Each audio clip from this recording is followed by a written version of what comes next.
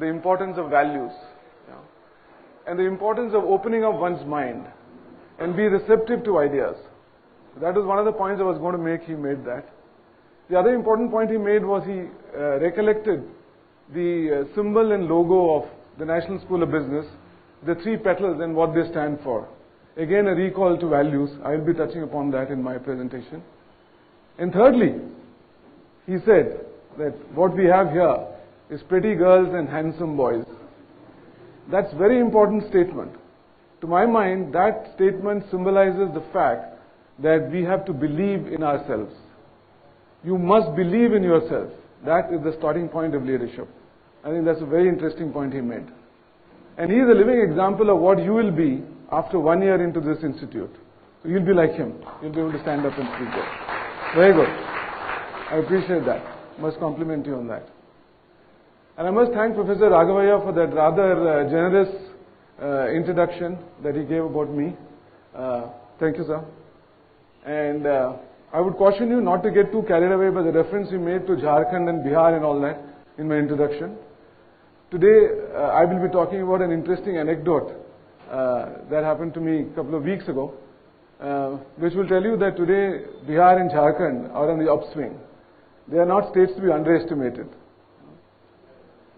Now, first of all, I want to say that I'm very happy to be here this morning to speak to all of you. And I must thank Professor Murthy and Professor Raghavaiah for this opportunity to address and engage with young and bright minds like you. I always like doing that because it makes me feel younger. I'm also very happy to note that a lot of the parents are here today. I think that is a very meaningful gesture to invite them for this function. I must compliment the National School of Business on this. Because today you are starting a very important journey of your life. And what could be more auspicious than to have your parents here to give you their affectionate blessings and wish you well in your new phase of life. And I think it's a very meaningful thing, and I'm very happy to see parents also here today.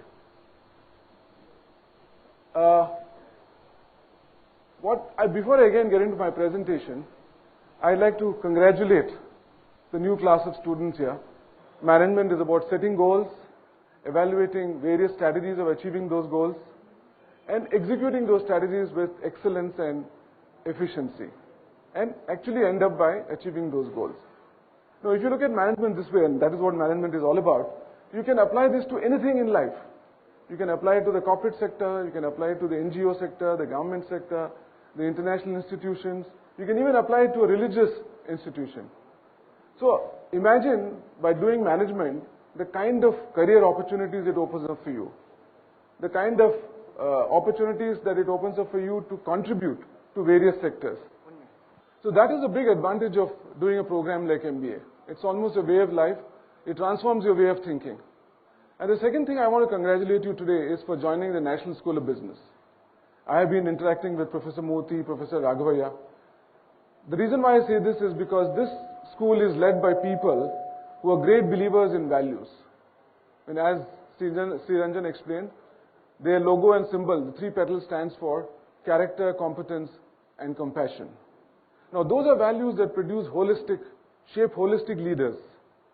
And those are the holistic kind of leaders that this country and this world needs today. And I think this is where this school stands apart from the rest of the management institutes in India. Their entire accent on producing leaders with knowledge and leaders with holistic approach to life, who can contribute beyond themselves in a significant measure to society. So that, I think, is a very important point about this institute, and I'd like to congratulate you for both of these decisions. See, you are going to do an MBA program, right? So when they requested me to address you today, I thought the best thing would be to talk about the most important thing in doing an MBA program, which is to develop yourself as leaders. That is the ultimate objective of any MBA program, to shape and deliver business leaders, holistic business leaders who can go into society and add value. Right?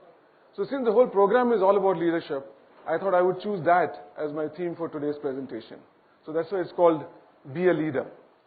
When you go out of the portals of National School of Business 2 years from now, you should be a holistic leader. So I'm going to share some thoughts on what it means, what leadership is all about, and what it means to become a good leader. Yeah?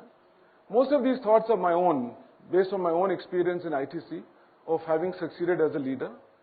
They're also based on some of ITC's own belief systems as an organization, in what ITC believes as good leadership and how good leadership can transform organizations. So I borrowed from those, and this is the thing. In the next 2 years, you will be learning a lot about leadership. There are multiple theories of leadership in management. You'll be reading about those. And hopefully, as you study them in the classroom, you'll be able to relate some of the things that I'm going to say today to those theories of leadership. Because at the end of the day, every manager, including us, have been influenced by these theories of leadership propounded by management gurus over the years. Obviously, the first question, if you are discussing leadership, is to ask, what is leadership? Yeah? My definition of leadership is, it is a combination of intellectual and emotional capabilities with which a leader influences, impacts, changes, and transforms situations and people for the common good. It is not a position. It's a very powerful mindset. Now, I'd like to explain some of the key variables used, terms used in this definition. See, first of all, it's a combination of intellectual and emotional abilities. It's not enough today to be just intelligent. You may be very intelligent, but that does not mean that you'll make a good leader. You need a combination of good intelligence, which is called IQ, and you need a good, stable, mature, emotional framework. And that in today's management jargon is called EQ, emotional quotient. So IQ plus EQ makes you a good leader. Because there will be situations when you exercise leadership where you will have to take tough calls, where your emotion comes into play, not necessarily your intellect. So therefore, the ability to use intellect and emotions together to take the best judgmental decisions. That is why leadership is defined as a combined capability of intellect and emotions.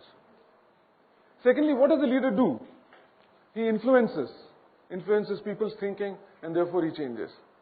He creates an impact. Wherever he is, whatever job he's handling, he creates an impact. He brings about change. He initiates change.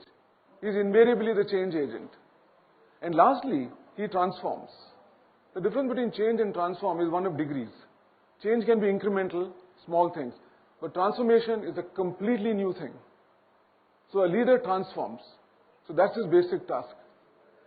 What does he do all this? To situations and people. And most importantly, for common good. If it is not for common good, then it's not good leadership.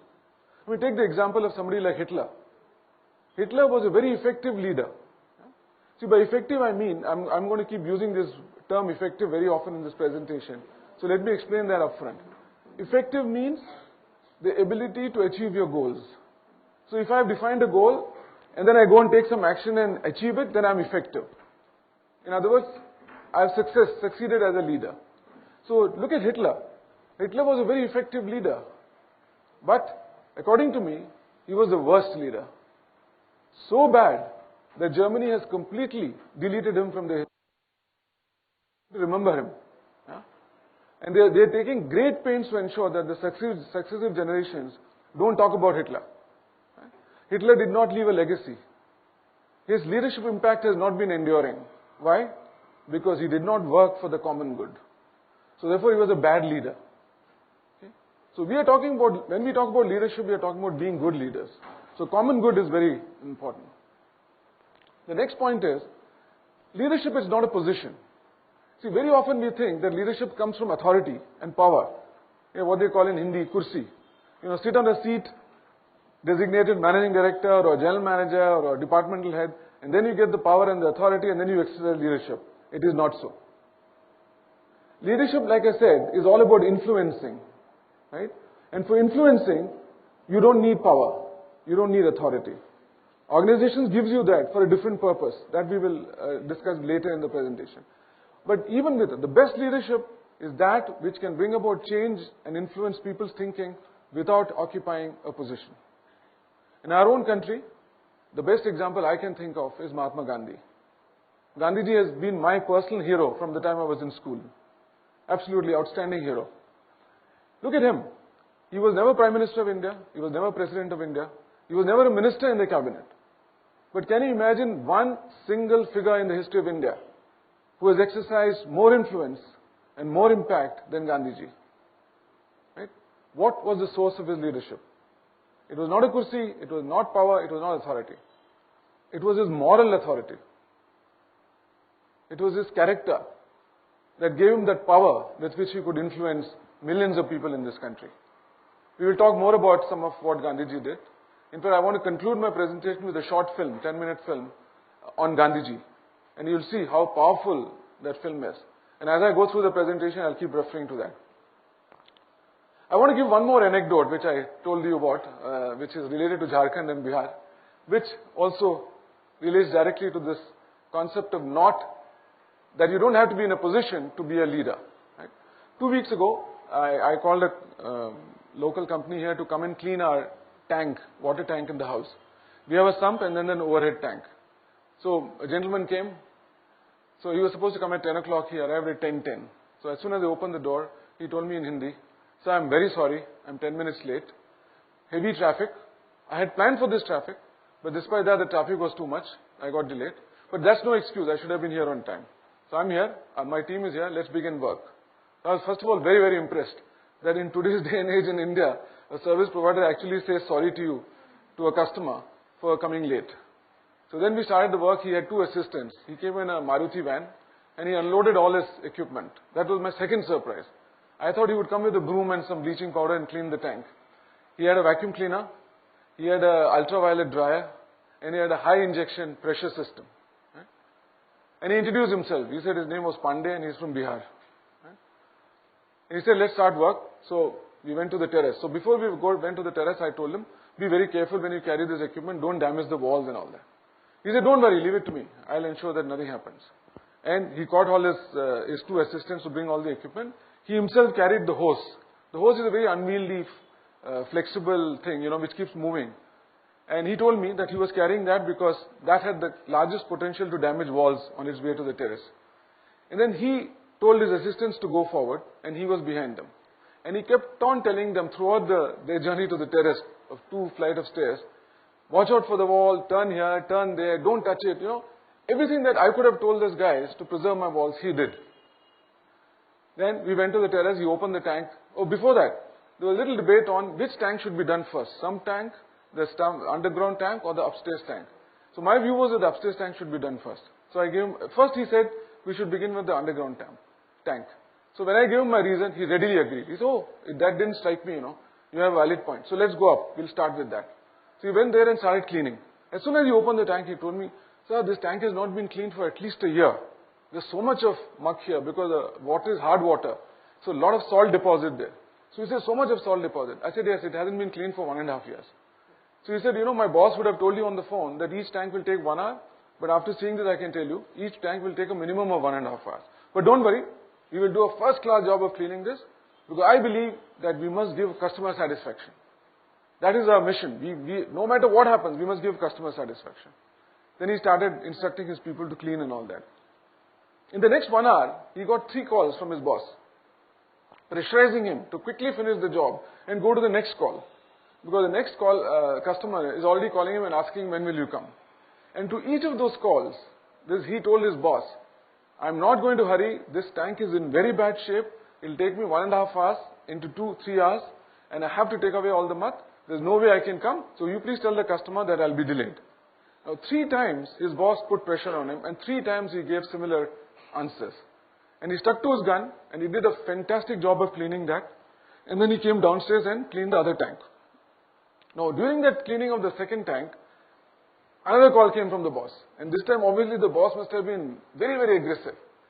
Because I could feel that this fellow was feeling the pressure. So he said, "No, sir, please give me 20 more minutes. We are in the second tank. Second tank is not that bad. It's relatively clean. So we will be there in the next 20 minutes. So please tell them, but I can't leave the job right now and come." So his boss was off the hook. Then immediately turned to his subordinates and said, "You guys are doing a lousy job. How many times I've told you? Now you come out of this tank. Let me do it." So he got those 2 guys out. He rolled up his sleeve. He put on gum boots. He put gloves. He got into the tank and started feverishly scrubbing the tank. In 15 minutes, he had the whole place completely cleaned. Then he sprayed all those antibacterial thing. Then he applied the UV, finished everything, and completed the job. And he himself got into it and did it. And then at the end of it, he still did not run away in a hurry. He gave me a feedback form. And he told me to fill up that feedback form. So I complimented him on the work done. So he said, sir, this is my philosophy. Customer must be satisfied. You must call me again for the job. You must also recommend me to other job. My bosses don't realize this, they keep pressurizing me, jaldi karo, jaldi karo. This is not possible.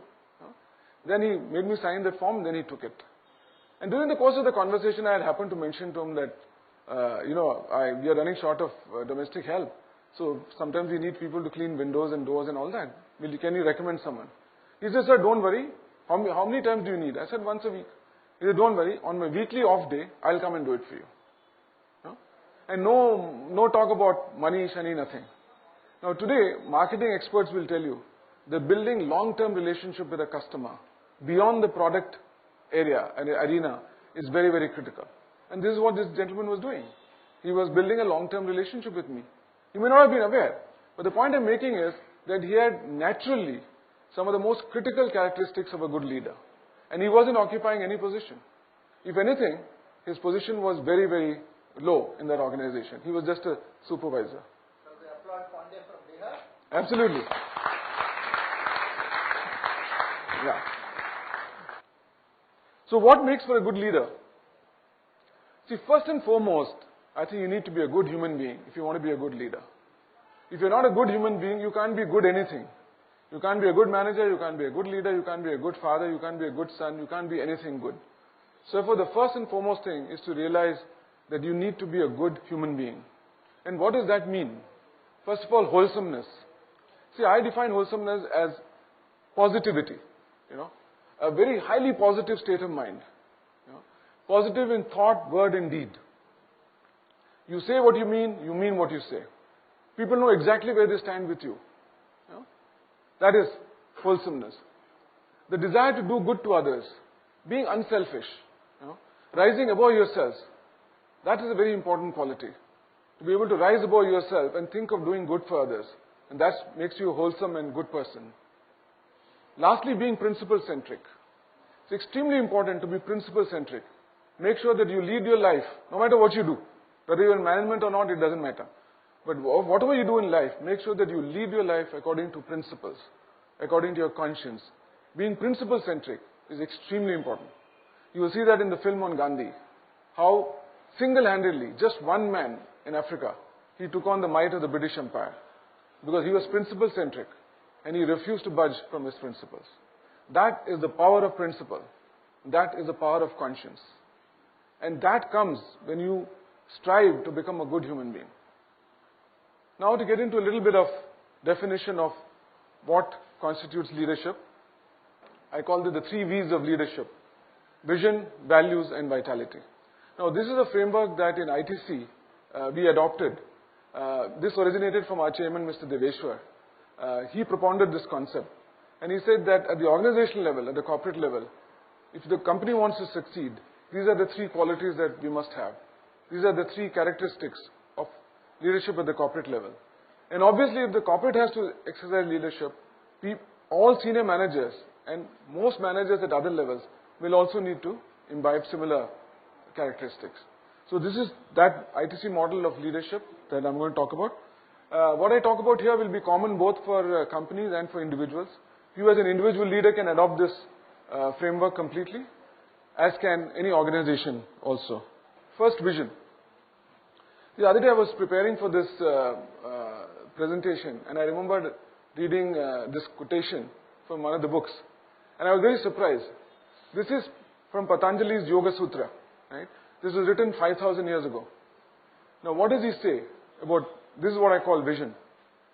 When you are inspired by some great purpose, some extraordinary project, all your thoughts break their bounds.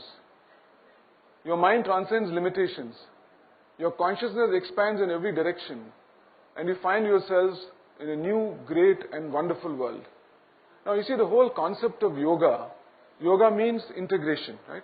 It integrates body, mind and intellect so that you can perform at peak levels in whatever you do, right? Now the ultimate authority on yoga was Patanjali. And look what he says. He's talking about having clear focus in life. That you must have a clear purpose in life, right? You see, when you are inspired by a great purpose, so you need to be inspired by a great purpose, some extraordinary project.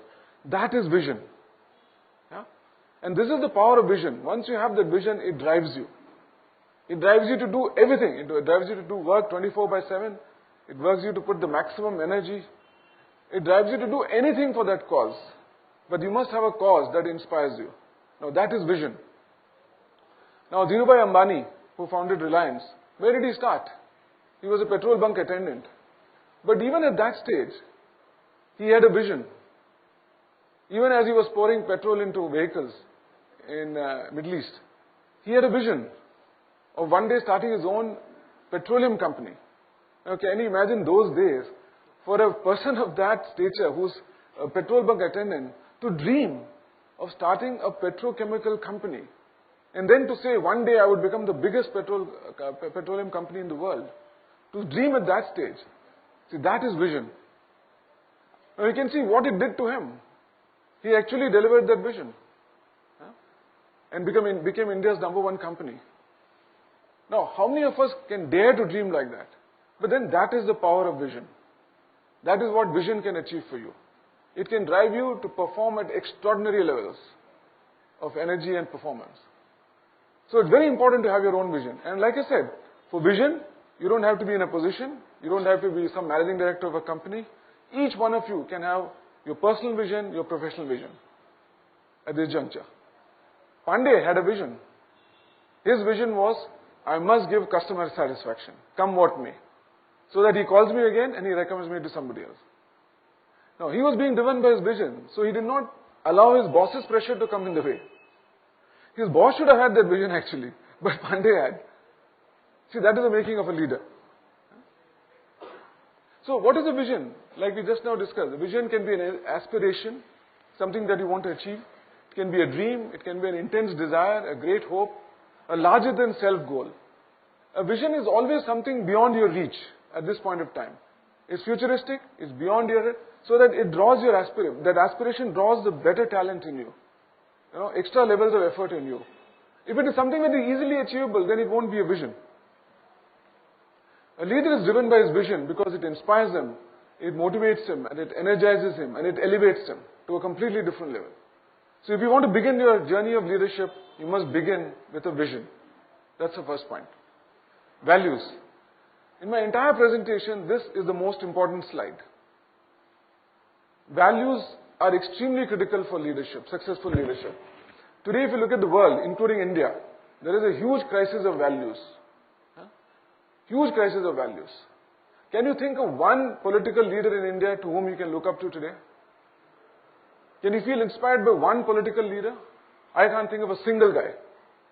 This is the unfortunate state of our nation today. This complete and abject poverty of leadership. Inspirational leadership. Zero. And yet you throw your mind back to independence in 1947. What a crop of leaders we had. Tall leaders. Whether it was Gandhiji, Pandit Nehru, Sardar Vallabhbhai Patel, or later Lal Bahadur Shastri, Dr. Radhakrishnan. They were great leaders. They were people that you could look up to. I remember in my school days, there was only the radio.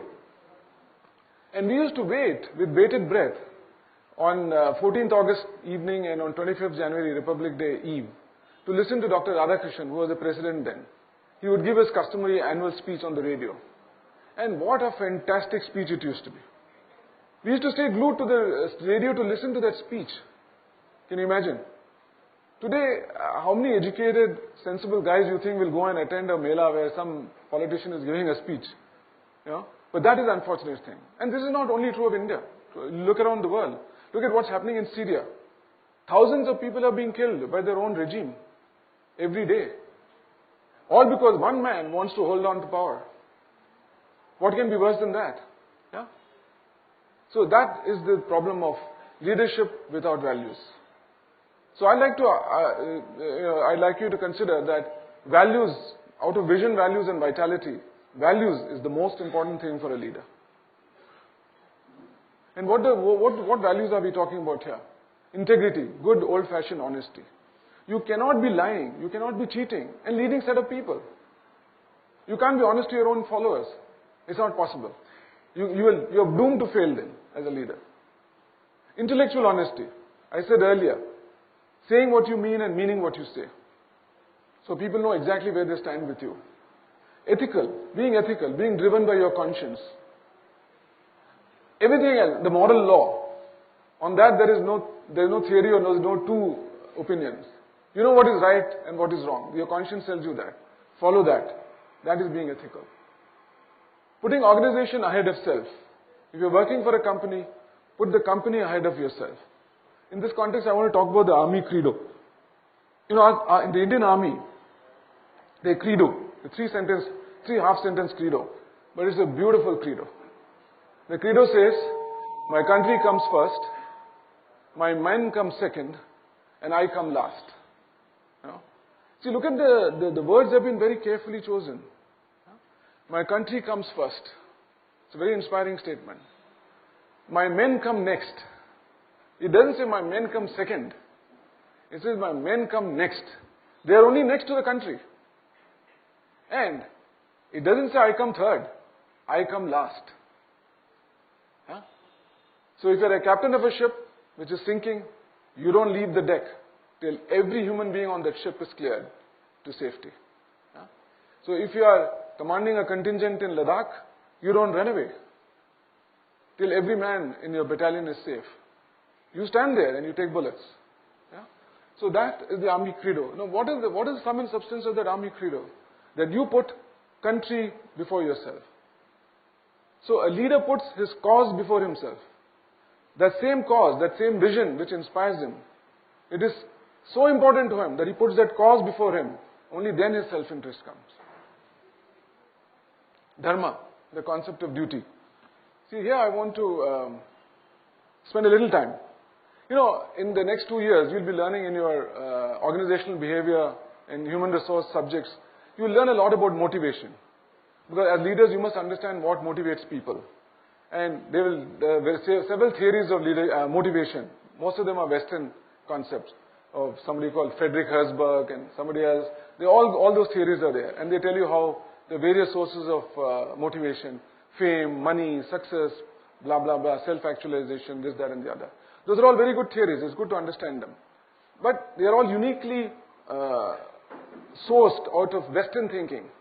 Now, we in India, in our traditions, have this great thought and concept which can be leveraged effectively for motivation, but I think we are not doing it sufficiently. Which is the concept of dharma. See, dharma means duty. Yeah? Your moral duty. Yeah? So at any situation in life, you ought to do your moral duty. So if you've been hired as a manager and a company is paying you a salary, it is your duty, it is your dharma to perform that job to your utmost ability with the best, with the deepest sincerity you can bring to the job. Therefore, it leads to commitment. So doing your job with commitment and sincerity, that is your dharma as a manager for the salary that you're paying, that you're being paid. Similarly, if you're a politician, your dharma is to contribute to society through the stream that you are handling, whatever ministry you are handling. Yeah? To keep people in mind and serve them. That is your duty. So you must increasingly look at what is, to rely increasingly on the concept of duty or dharma as your prime motivation. The rest will follow. See, this is the beauty of this concept. When you follow your dharma, you tend to do your job to your utmost ability. So your performance gets done at a very high level. Therefore, it gets recognized. Therefore, rewards will follow. Whatever they are, increments or promotions or whatever. So rewards are a byproduct. But your primary task as a leader is to follow your dharma and utilize that as a source of motivation. See, in this context of dharma, I'd like to say what Gandhiji said. See, he says that without the moral law, without the overlapping of the moral law or the concept of dharma, this world is heading for doom.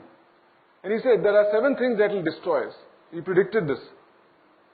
Wealth without work, pleasure without conscience, knowledge without character, commerce without morality, science without humanity, worship without sacrifice, and politics without principle. I look at the man's intellectual depth. He's forecast this, that this is what is going to destroy India. And you look around today, this is what is happening. Everybody wants a shortcut to making money. Wealth without work. Starting from the lowest grade level resources. They want beyond their justified levels of salary. Because what do they see? They see their elders, their seniors, their leaders are inspiring this kind of bad habit. So they themselves are chasing wealth without work. So when you take away the concept of dharma, which is the morality part, which is the moral law part, from your effort, you are heading for doom.